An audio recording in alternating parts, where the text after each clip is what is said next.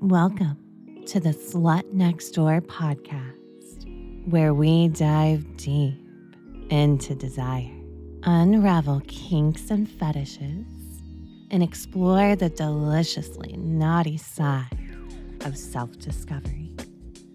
I'm Beatrix Vale, an erotic audio creator, and your guide to all things kinky and curious. So let's begin.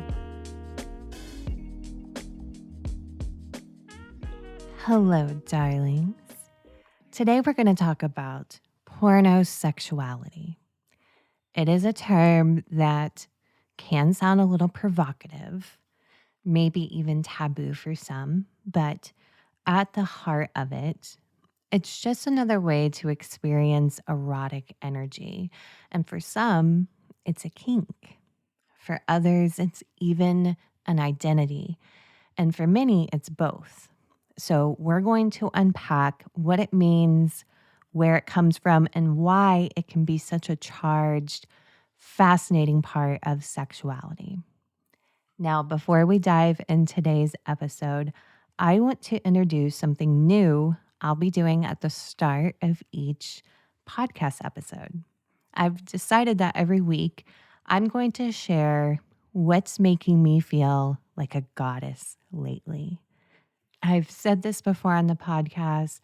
I always feel like a goddess. I believe I am a literal goddess. It's something I live, and letting you peek into that feels like a great way to begin these podcast episodes. So, the first thing that's making me feel like a goddess currently is I was thinking about all the balls I juggle. And yes, I realize I just said balls. But truly, like all the things that I do work wise, that CEO energy. And then on top of that, I have my personal life and my personal relationships and family and, work that I'm doing within myself, my routines of self-care, my hobbies. Some of you know that I do this crazy thing. I'm not going to get into it, but I get sometimes, it doesn't happen every week, but I get hold of a lot of things that are severely discounted, severely. And what I do is I go find places where I can donate them because it makes me feel good.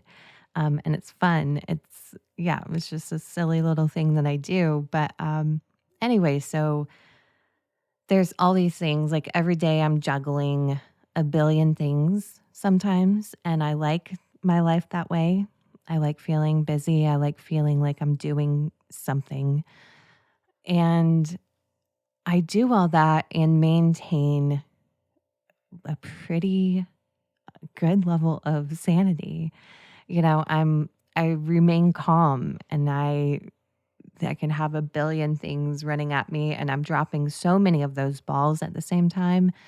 And I can be okay with that, and that makes me feel like a goddess. That makes me feel very powerful and proud of myself, that I can do that. And that's part of my energy, I guess. That's how I'm built, is being able to remain calm. Now, sometimes internally, there may be a little turmoil and a little bit of panic, but, on the outside, I'm able to move with calmness and smoothness and can be pretty fluid. And so the other thing that's making me feel like an absolute goddess is let me think. Yeah, over the weekend, I got my hands on a new selenite necklace pendant, and I wore it for the first time today, and it is truly making me feel like a goddess. It's gorgeous.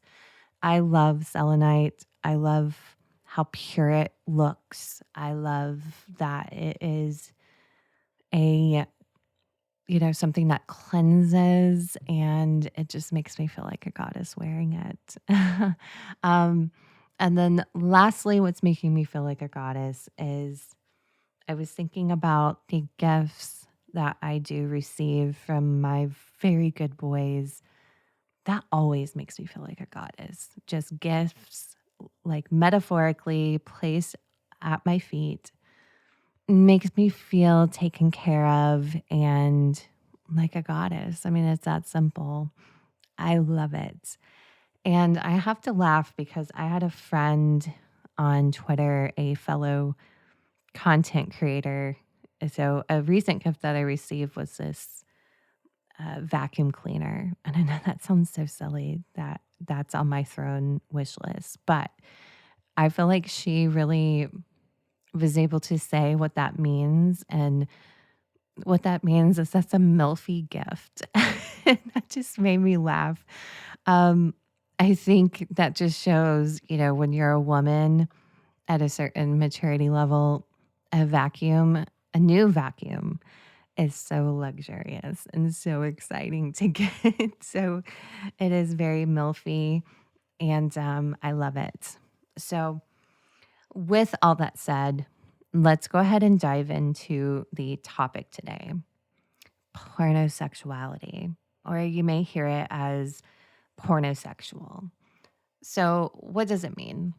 Um, Being a pornosexual just means that you find porn more arousing, more fulfilling, and even more desirable than physical sex with another person. So think of it like bisexuality, homosexuality, pornosexuality. So we're putting porn as the source of sexual arousal. So that can look like someone who would rather have a night alone with their favorite porn, or even an erotic hypnosis file, than an actual physical encounter. And it is their sex life. It becomes, the central focus of their erotic identity. And it often overlaps with other kinks, especially gooning. So, gooning, where men and women, let me not exclude the women, lose themselves in endless porn consumption. And porn is just an outlet for arousal. But I definitely want to say that pornosexuality is not inherently about addiction or dysfunction. And that's not to say that I'm sure there are people that identify with being a pornosexual that are addicted, that do have, some kind of dysfunction. I'm talking about the pornosexuals that have a nice grasp on their pornosexuality. But, it's not about addiction, it's more about preference, orientation, and just simple desire. Now, some people do embrace it like playfully, lightly, while others, the pornosexuality is this center of shame, but that's what turns them on about it. And then there's pornosexuals that are very proud of them being a pornosexual and really standing on that ground that that's who they are. So why would this way of, living out your sex life with porn, why would it have such a pull for some people? I think it comes down to, well, really a lot of things, but one thing is definitely control. I think that porn offers just like a perfectly curated sexual experience.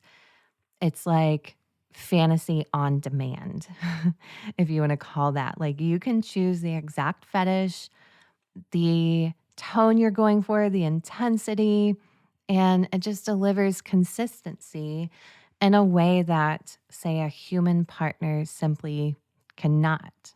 And then there's an element of, having this sense of safety because trust me, I know that real intimacy can feel very complicated for some people and very vulnerable and messy. And then porn allows people to immerse themselves in desire and sex without the risk of rejection or judgment. And so the whole time I've been planning this episode, thinking about this episode, I'm thinking about one particular fan that I have that has been with me really, I could say almost since day one. They absolutely identify as a pornosexual. I helped them, I believe I did. I think I helped them come to that conclusion, gave them the word for what they were already doing. And so I'll go ahead and tell you that he is a married man, an older gentleman as well. And, in his life and his marriage, he's in a place where there's not physical interaction. And that's okay. That's like not a negative part of their relationship. I'm assuming he probably would love to make love to his wife, but they're at the age where that's just no longer there. And so he still has these desires sexually, is absolutely in love with his wife, has the most wonderful things to say about her. But the only thing is that, then to satisfy that hunger, that arousal and the sex that he needs, he finds that in porn. And then that saves him from having to, unfortunately, satisfy some desire, say, outside of the marriage. Then there's a whole debate. I'm sure people would say, oh, well, porn's cheating, blah, blah, whatever. But I don't know about you, but I'm never in the business of judging someone for what they do. We all have our own desires and reasons we do something. So I'm never going to stand and make judgment on people. However, I bring this story up because I think he's a great example of why pornosexuality isn't this negative, gross, oh my God, you're addicted to porn type thing. This has become something that he feels safe exploring. It makes his marriage feel like it's in a safe place. He's tapping into sides of himself without having to step outside the marriage or, just push that side of himself down. And then he's, a sexless husband in his marriage. I'm also thinking about another fan that I have that, they share the same characteristic that they're proud to be pornosexuals. But this one is not married. And I actually had him on the podcast. I used to do this podcast I think it was like 2 years ago. And I just archived all those old episodes, unfortunately. Um, but it was such a great episode because I had him come on here and explain why he is a pornosexual as a single male. And he just has this really, I would call it a love affair with porn. I mean, it is something that is almost personified in a way. And he's able to explore himself in the safety of his own home. And, for whatever reason, he just doesn't need that physical intimacy with someone else. And again, who are we to sit here and judge? I don't really understand why people do that. I can hear it in I can hear people that would hear that story and be like, oh, well, he's just not living his life to the full extent or whatever. Why does him having a physical partner equal having a this quality life when this makes him perfectly happy? What is he missing out on? If he doesn't want to get married or have children or, whatever, that doesn't matter to him, then who the fuck cares? So, just wanted to bring in those real life examples because they're definitely on my mind when I think about this topic. And now let's get into the psychological level because I love this level. I love peeling back those layers and getting into that raw side of kink. So, pornosexuality is also, I think about the power of imagination. When you become more aroused by, say, pixels on a screen or a voice or even your fantasies, if you get turned on by those things more than physical touch, it really just shows to me how potent the mind can really be in terms of eroticism. Some people I know for a fact would say that pornosexuality is a weakness, but I see it very differently because to me, it demonstrates how creative and adaptive our erotic wiring can be. And I'm going to be completely honest with you guys. I was at a point in my life not too long ago where I was kind of in my own journey and I was very comfortable in my own skin. I was very comfortable with my choices. And I had made this kind of mental epiphany, not an epiphany. I had just really stood my ground mentally and thought, you know what? I think I might spend the rest of my life alone, as a single woman. And I was totally okay with that. I can remember a time where I wasn't because I thought that I needed someone to complete me. And I was fine with that. I've had my history of failed relationships. I've had my sexual experience. And, at that point of my life, I was very comfortable. It's like I could see the draw to a life of pornosexuality. Now, while porn doesn't hit for me like a true pornosexual, I was totally fine with a lifetime spent, pleasuring myself. Um, Again, it just kind of shows to me who who is someone to judge why they do something. I really will never understand that. But going back to the psychology behind it all, I think there's also for pornosexuals, there can be this submissive edge to it. Because I think, especially men that I've come across that identify this way, it isn't just about liking porn, it's about feeling owned by it. And it's actually kind of really neat. It's like porn becomes the altar, if you will, or the authority, something to worship.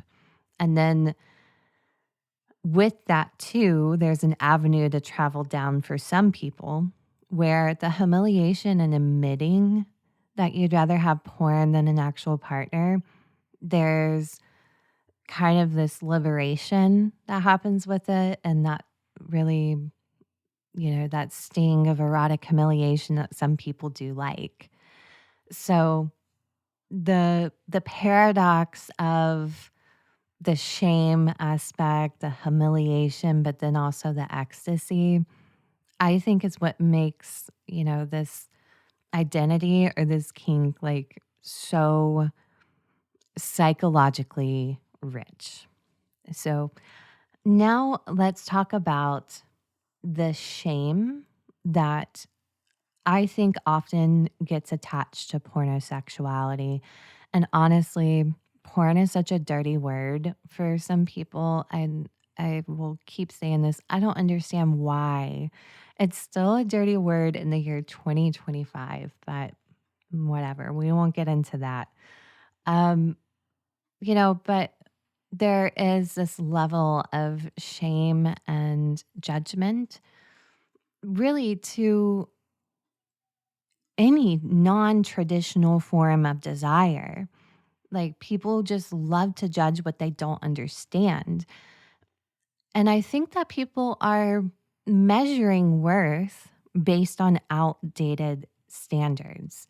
So, like how often you're having sex, if you're in a relationship, if you fit the mold of what intimacy is supposed to look like. But, here's the absolute truth that my truth that I've came to in this line of work that I do, and then also judging by my own history, not everyone wants sex in their life.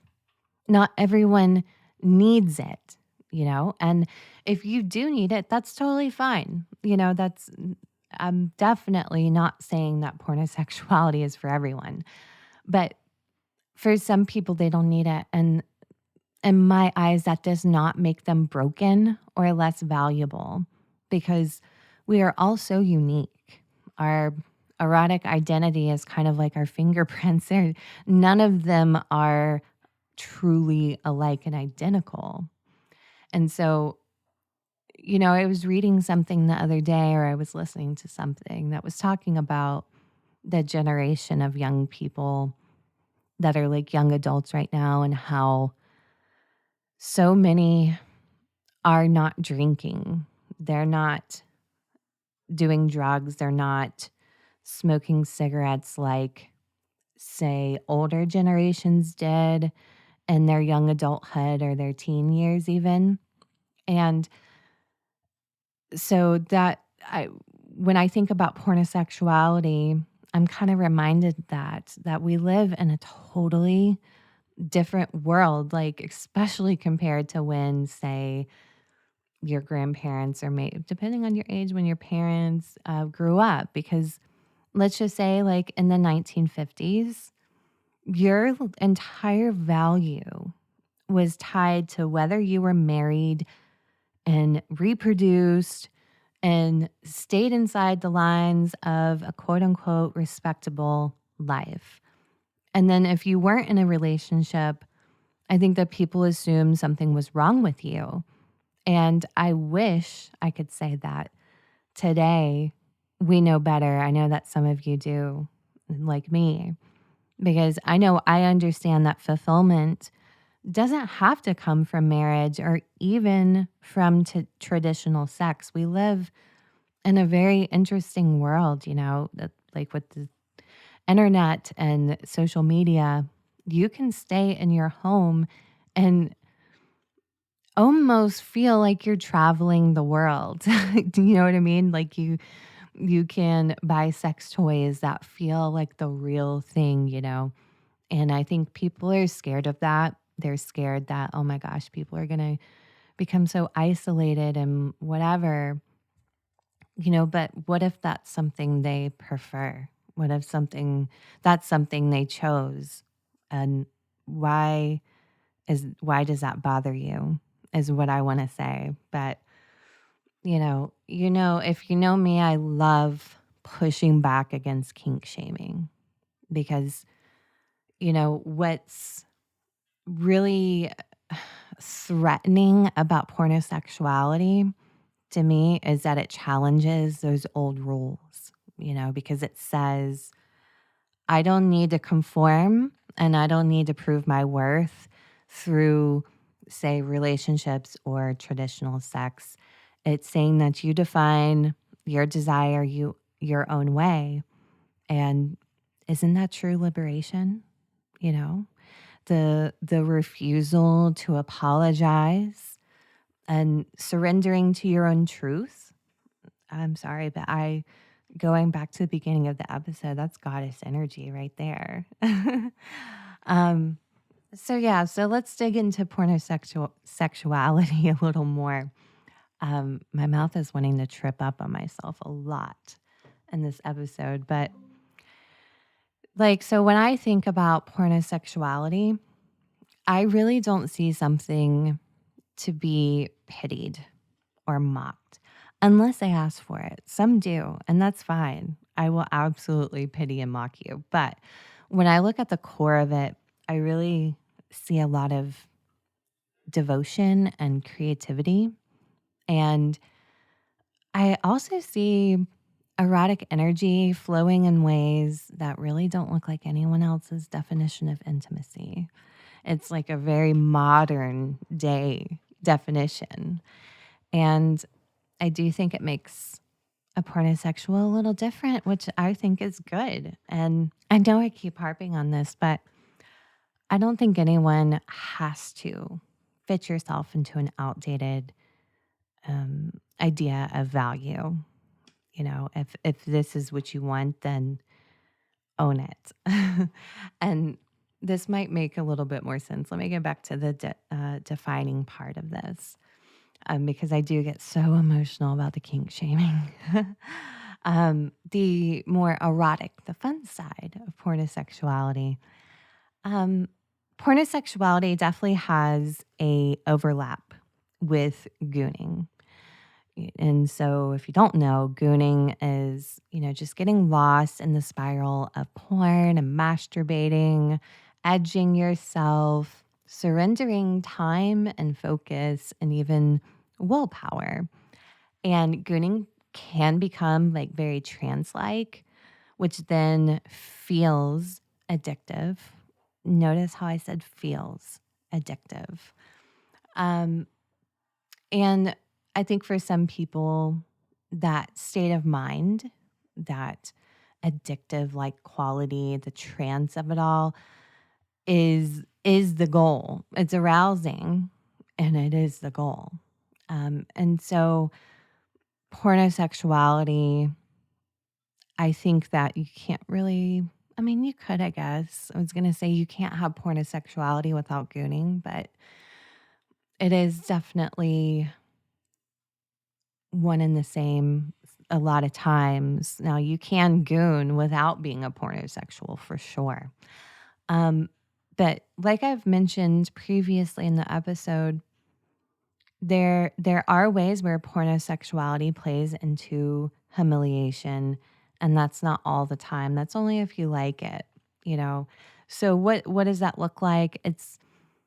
I think for someone who's into the humiliation of it all, it's admitting that you'd rather have porn than a partner. And even just confessing that becomes degrading. And that's what makes it hot, you know? It's stripping away ego, which is the core of erotic humiliation, and turning kind of like obsession into a fetish itself.